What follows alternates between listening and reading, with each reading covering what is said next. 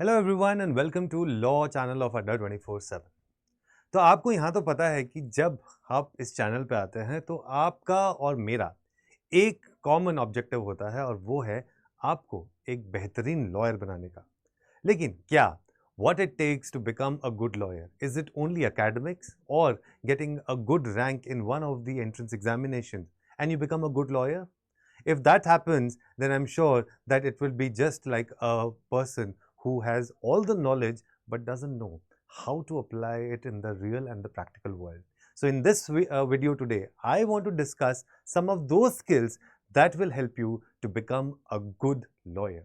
And the successful lawyer tag that you want to have, where when you reach in one of the top and good colleges, then apart from that, what is that you need to imbibe in yourself in those 5 years or 3 years that you pursue?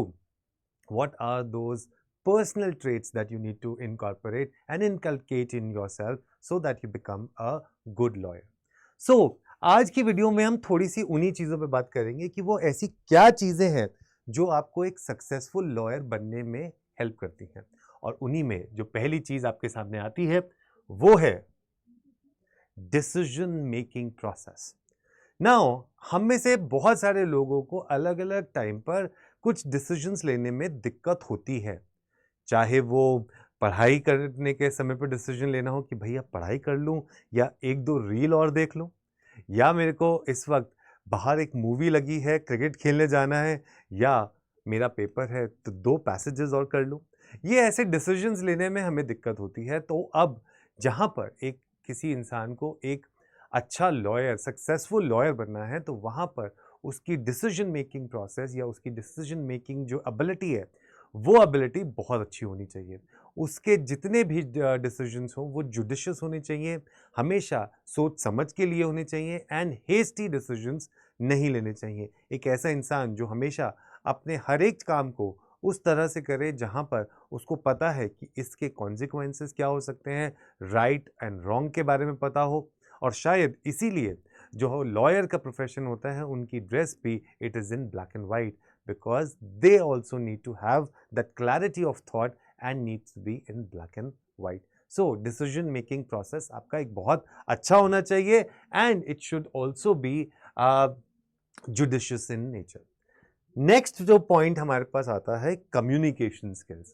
Now no wonder why when you appear for exams like CLAT and say ALET, they test you on your English. They test you on your understanding of the text. They understand the comprehension level of your text, the skills that you have as far as understanding the things is. And at the same time, they also in those 5 years also want a person who is a good orator. एक ऐसा इंसान जो एक अच्छा वक्ता हो, एक ऐसा इंसान जो बहुत अच्छे से और स्पष्ट रूप से अपनी बात आगे रखता हो। और वो इंसान जो स्पष्ट रूप से अपनी बातें आगे रखता हो, वहीं तो उसी की डिसीजन मेकिंग प्रोसेस भी अच्छी होगी। तो एक इंसान जो सही और गलत के बीच का फ़र्क जानता है, वो जब अपनी बात आगे रखता है तो पूरी स्पष्टता से रखता है और बहुत ही एक परिपक्व कहते हैं ना जिसको, एक वक्ता होता है जो अपनी बात को सामने रख पाता है। मतलब a person who can be a good orator who is presenting his or her case with at least an utmost clarity in front of the client. So communication skills is really very important. और अगर आपको लगता है that these skills cannot be developed, but yes, they can be developed over time. But for that you require persistence. You require something which is integrity. You need to be somebody who works accordingly and thinks that what is right and what is wrong at that very moment. Let's take a small example. Forget about a bigger picture. Small picture when you're preparing for any exam. You know that at current moment it is important for you to study and to prepare and practice a lot. But you go out and you are having fun and then later on complain, "Arey, mera paper to clear nahi hua." So that is the time when you need to understand that what is integrity. You need to be a person who should be always supporting the right and always condemning the bad. you should always understand the importance of right and wrong. And that is why that will make you a successful and a good lawyer. Next point that you have is the power of compassion. हमेशा ऐसा कहा जाता है, चाहे मुझे कुछ याद आ रहा है, जैसे मुन्ना भाई में भी डॉक्टर ने कहा था, डॉक्टर अस्थाना सेज, कि जब मैं आप में से किसी का भी ऑपरेशन करता हूँ तो मेरा हाथ बिल्कुल नहीं कांपता, लेकिन अगर मैं अपने घर में अपनी बेटी का ऑपरेशन करूँगा तो मेरा हाथ कांपेगा। तो इसलिए हमारे प्रोफेशन में कोई भी आपको कंपैशन की ज़रूरत नहीं है। लॉयर्स के साथ भी ऐसा कुछ कहा जाता है, लेकिन यहाँ कंपैशन का मतलब है that you need to understand कि आप किस प्रोफेशन में हैं, आप माध्यम क्या है किस चीज़ का। न्याय एक ऐसी चीज़ है जो किसी को जब मिल जाता है तो उसे खुशी भी होती है, जब नहीं मिलता है तो दुख भी होता है। और आपको ये समझना पड़ेगा कि सामने वाले की इस वक्त सिचुएशन कैसी है।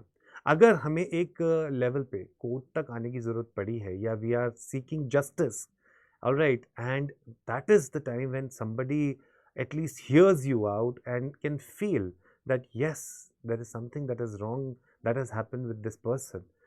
In that case, half the battle for that particular person, the victim, has already been won. This is what I feel. This is my personal thought process. But I feel that compassion, understanding, lending that particular hand, lending your ear, forget about the hand also, lending that ear to that particular person so that the voice can be heard, voice can be of that suppressed person can be reached to greater level, so that that particular person also feels that he or she is part of the society. So compassion is something that a person or a successful lawyer should have. And then we have the positive attitude. Sometimes during the entire course of the day, in the journey, be it you're working in a corporate scenario, you're working somewhere else, you're working in a government setup, but there you understand and you think, आज नहीं हो पा रहा है। लेकिन जिस समय आपको ये लगे कि आज नहीं हो पा रहा है, उसी समय आपको उठ के दोबारा सोचना है that why did you even begin? आपने शुरुआत ही क्यों करी थी? और आपने शुरुआत इसलिए करी थी क्योंकि आप पहुंचना चाहते थे अपनी उस मंजिल पे। वो मंजिल हर किसी के लिए अलग अलग होती है। कोई किसी को हेल्प करके सुख पा जाता है, कोई कुछ अचीव करके सुख पा जाता है, कुछ माँ बाप के लिए कुछ करके पा जाता है, कुछ नेचर के लिए कुछ करके पा जाता है, और कुछ एनिमल्स के लिए कुछ करके पा जाता है। तो वहाँ वो आपको डिसाइड करना है कि आपका वो गो टू मोमेंट क्या है। लेकिन पॉजिटिव एटीट्यूड और रिमेम्बरेंस बना के चलना है, क्योंकि नेगेटिव लोग, नेगेटिव सिचुएशंस हर टाइम पे आती हैं, और ये आती इसलिए हैं कि आपको ये याद दिला के सकें कि नेगेटिव के बाद ही पॉजिटिव आता है, रात के बाद सुबह होती है, और उस सुबह के बाद ही जब सूर्य उदय होता है और चमकता है, तब आपको याद आता है कि yes, I have also done something and I also want to achieve something, right. So यहाँ पर चीज़ लिखी है that a positive attitude can really make dreams come true.